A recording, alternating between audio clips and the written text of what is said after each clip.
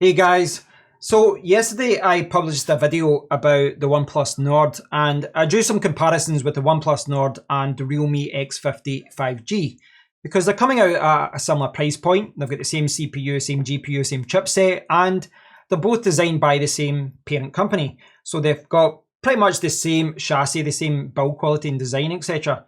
Now, I don't actually have the OnePlus Nord. It's not out here in the UK until the 4th of August, so that's like a week or so away. But I am thinking about buying it and reviewing it on my channel. At least I'm doing the research to maybe buy it. And that's what I normally do. I normally do a little bit of research for phones before I choose to buy it for a review, etc. So today I started looking at a lot of reviews. I started looking at a lot of videos. I probably spent about 2 hours trying to find out more information about the OnePlus Nord. And every time I looked at a video, every time I read a review, I hit a brick wall. I'm not finding out the information that I want to find out. Now, Ron, yesterday in my video yesterday, Ron Cosby did leave a comment saying that people are saying the back of the Nord is glass when it's actually plastic. So appreciate that, Ron. I was actually trying to verify that yet. I've not been able to verify it through another source yet. I've got no reason to doubt Ron. But I was going by the information from the GSM Arena specifications page, which for the most part, they're normally right, but they do get it wrong sometimes. So it does seem like it doesn't have a glass back, so I apologize for that yesterday. The other thing that I wanted to try and clarify was this 4K 60 from the front camera. Now, one of the other, I got a lot of great comments. Thanks to everyone who left a comment yesterday. But one of the other comments I got was from Joel Johnson, and he said to check out the Moto G 5G Plus. Now, I'll talk about that in a bit. That's got a very similar, it's almost identical really. But one of the things when I started delving deep into this, one of the things that I started noticing is that all these other phones have got the Snapdragon 765, which is what this has got, or the 765G. All of these phones have got 1080p 30 frames per second with the front selfie camera. And then I started looking at other phones that had a 32 megapixel sensor on the front, such as this one. And I couldn't find any that also did 4K at 60. So I don't know how OnePlus are doing it. Now, I am not saying that OnePlus are not doing this correctly.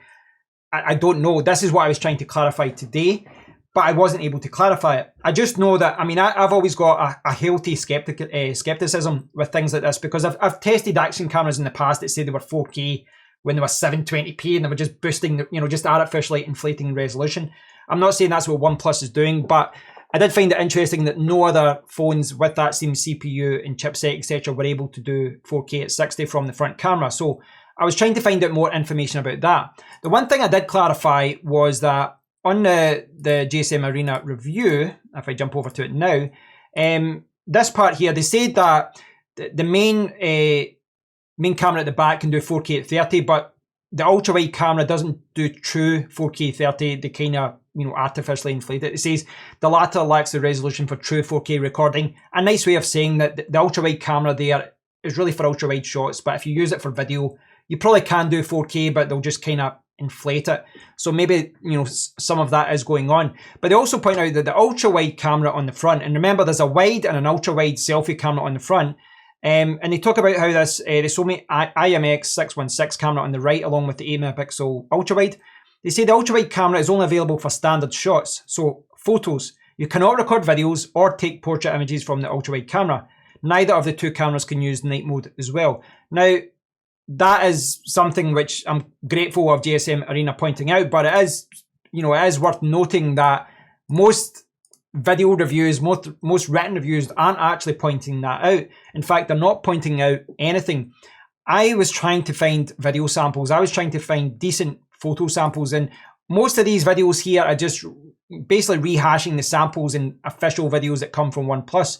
These are not original video tests, not that I can see anyway. I clicked through most of them, and all the ones that I found all had a ton of dislikes, or they've disabled the dislike button because they know that people would dislike it. And the reality is that there's an embargo, there's clearly an embargo here, and OnePlus don't want anyone to find out what's going on. And a lot of people have realized that. I was searching on Twitter about it, and you can see here, this guy said, there is a clear-cut embargo for OnePlus Nord, not to show camera samples, performance, gaming, etc. I still don't get why people can't read them well every single time it happens. Someone else wasn't as polite. This guy said, mobile reviewers releasing their first impression vids on OnePlus Nord, but no camera samples, scam. Now, I don't agree with that wholeheartedly. Embargoes aren't a scam, and I don't think the reviewers that aren't including the samples are a scam. The reason there is an embargo is, well, I don't always agree with embargoes, and I don't always think that they are the right way to go for companies to go. But in some respect, they are quite fair, because if companies send out early, test units to reviewers, then what will happen is sometimes those test units aren't completed, so they don't want a review going out saying this sucks because they're still tweaking it, they're still trying to fix it. But even if they send out the finished product, it makes sense for them to say, listen, everyone can publish their video on this day at this time. And it means that, say they send a phone to me and they send it to a YouTuber with 3 million subscribers, I could just rush out and go, I want the views, and I just rush out a video for it. They don't want that. They want everyone to get a fair crack at the whip and release their videos at the same time, etc. So I do realise why embargoes are in place. So I don't think it's a scam per se. But the aspect of it which is kind of scammy is that there's no transparency. I looked at dozens of website reviews for the OnePlus Nord. I looked at lots of video reviews of the OnePlus Nord, and people are giving glowing, they're singing the praises of this phone, saying it's fantastic, etc. But there's no samples, there's no photo samples, no video samples, no performance tests, no gaming tests, no battery tests. There's nothing. That's fine. If they can't do that because of an embargo, that's fine. The problem is there's no transparency about it. There's no one saying, I can't tell you what this is like as yet, but stay tuned for more later. That kind of makes sense, and I do agree with that. But there's no one saying that. There's absolutely no one saying that. So that's quite frustrating. I don't like the lack of transparency with this. But I also think that, there's obviously a lot of people that are happy to work with OnePlus closely. Now, I think when you work with companies closely, it's kind of it's a dangerous position to be in, because I've seen a lot of companies abuse their position, and they will whitelist people that give glowing results and they'll blacklist people that don't. And I don't like that. I can understand blacklisting someone who doesn't follow an embargo, and releases a review earlier than they should have. That's kind of understandable. But if people start giving bad results, they just might not get sent the phone next time, or they might not get invited to a conference. Clearly, though, there's a lot of people that they're just sellouts. I don't know what other way to say this. There's a lot of companies, there's a lot of big high traffic websites that are just sellouts. I read a lot of reviews, some of them on high traffic websites that get millions of views, perhaps even billions of views, and they're all saying this is the best phone ever. They're saying it's amazing, and they're saying you should rush out and buy it, and they're doing that without providing any samples. The other thing is that they keep saying that this is a bargain. They keep saying it's a bargain. Marquis Brownlee saying back to budget. I do like Marquis Brownlee. I do like Dave Lee as well, but even he is saying value returns. And there seems to be this narrative among a lot of people that this is a bargain, that OnePlus are practically giving this phone away. I don't think that's really telling you the full story here. I do think it seems like, I guess compared to certain other phones, it seems like a fair a competitive price. But really, when you start looking at it, it's not. Now, I know that my subscribers, my loyal, amazing subscribers, but I do think that most of the people that watched my video yesterday and left a comment, I think most people are kind of on the same wavelength as me. Because the OnePlus Nord is being released at £379 in the UK, and at that price, well, you can get the Poco F2, and there's a few other kind of cheaper Chinese brands and other phone companies that you could go with. Now, I'm not saying that everyone wants to buy a Chinese phone, and I do agree with the argument, with OnePlus, maybe you get a better warranty, maybe you get better support with Oxygen OS, etc.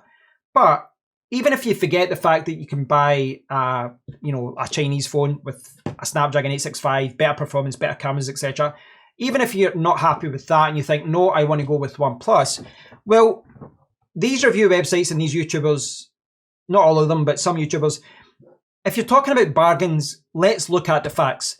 This has got a Snapdragon 765G.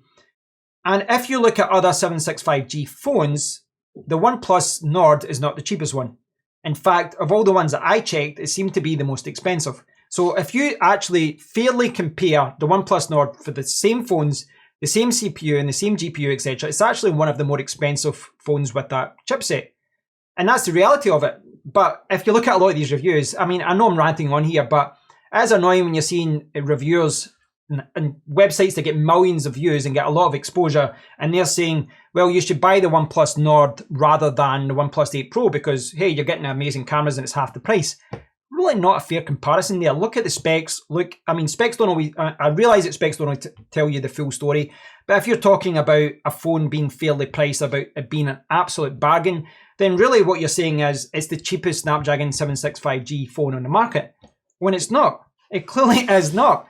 Now, there are a lot of other phones out there, and, you know, Joyle Johnson, for example, was saying, check out the Moto 5G Plus. Now, this is a phone that should be in the conversation with a lot of people, and it's not even been mentioned by a lot of reviews as well. Looking at it design-wise, I think this phone looks absolutely stunning. I think it looks better than the OnePlus Nord.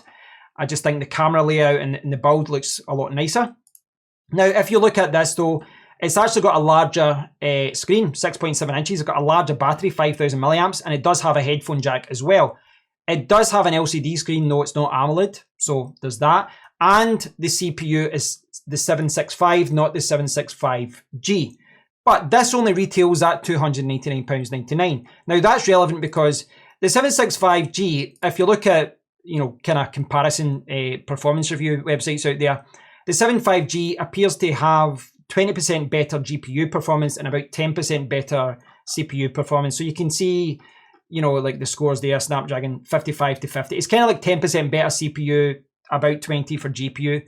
You know, it depends on the test, it depends on what you're testing, etc. But they're very similar. Obviously, you know, the name gives it away, but they are very similar in performance. Now, the interesting thing about the Motorola Moto G 5G Plus, it's got the bigger screen, it's got the bigger battery, it's got the headphone jack. The CPU might not be as quick, but the camera setup is very close to being identical. The quad camera system at the back, 48, 8, 5 and 2, same as the OnePlus Nord. But the thing is, the actual f-stop on the Moto G is lower, the f1.7, f2.2, f1.8, f2.3. And that just means that there's more light getting into the sensor. Now, that doesn't automatically mean it's a better sensor and you're going to get better low light performance. It depends on the, you know, the chipset and the actual sensor being used, whether it's, you know, Sony or whatever. But on paper, that does look like that quad camera system could be better. Now, the dual selfie camera here is 16 and 8 megapixels rather than 32 and 8. But the f-stop, again, is better here. Now, this only does 1080p at 30 as well. But again, that goes back to, I don't know how they're doing this 4K at 60. That's something, I hope they're doing it right. I don't know yet. I've not been able to test it. And I'm not been able to test it because there aren't any reviews out there, because, you know, you search for all these reviews, you search for all these written reviews and video reviews, and no one is talking about performance. No one is talking about video samples. So the reason this is annoying me is I'm someone who's thinking about buying this phone, and there are a lot of YouTubers, there are a lot of large websites who have effectively given their final result about this phone, and they're encouraging people to buy this phone without demonstrating why they should buy this phone. And there's also a lot of people that just don't have knowledge about phones at all. Now, I'm not saying I'm the most knowledgeable guy about mobile phones in the market, but at the very least, I do try and research things. You know, drawing comparisons between phones that have got Snapdragon 865s and say, buy the mid-range phone, it's cheaper. Well, of course it's cheaper. It's cheaper because it's not as fast. It's cheaper because the GPU performance is not as good. Phones that offer less performance should be cheaper. Laptops that offer less performance should be cheaper than the laptops that have got top-of-the-range gaming cards. Why are these reviews not mentioning that? And why are reviewers not mentioning that there is an embargo and they can't share this information? And why are they saying, go out and buy it before they've even demonstrated what the problems are? Because clearly there are some issues there with the front cameras. I mean, the front selfie cameras in the OnePlus Nord are, I'll be honest, one of the reasons what attracts me to the phone. I do a lot of video tests, I do a lot of video selfies, etc. with my phone. So that's something that appeals to me. But right away, there's nothing there in the marketing saying, well, you've got a dual selfie camera, but only one of them can record video. And it's in wide angle, you can't use the ultra wide. Right away, that is a limitation of that front camera system. That's not in the reviews. It's not in the video reviews. There's no one talking about this. And these are the things that you need to kind of hold back to find out. So I'm not trying to criticize OnePlus here. per se. They've said you can't say anything about this until a certain day, a certain time, etc. That's all good. That's no different to what other companies do. But it is disappointing looking at the way that, you know, the narrative that a lot of websites and YouTubers are going with this being a bargain, and the narrative that people should rush out and buy this before they've even explained what the limitations of the phone are. I think what I believe with all these things is that even when I do my video test succession, my phone reviews, I don't always get things right, but I do think everyone should have, you know, they should take the time to try and research what phones can and what they can't do, so that you can make an informed decision as to whether the phone does what you need it to do. I'll say it again, the OnePlus Nord does look like a good phone, and for many people it will be a great, you know, it'll be a great price for them. They will think, well, for a 90Hz screen, for fast charging and all this, this does exactly what I need it to do. But just bear in mind, guys, this is not the cheapest phone with that CPU and GPU, and there are faster phones with better cameras that are available at pretty much the same price. So thanks for watching, guys. I know this has been a rant. I know it's been me complaining about this, but I appreciate all the comments that came from you guys yesterday. And what I would say about the OnePlus Nord, again, I'm going over it again, but it does look like a good phone.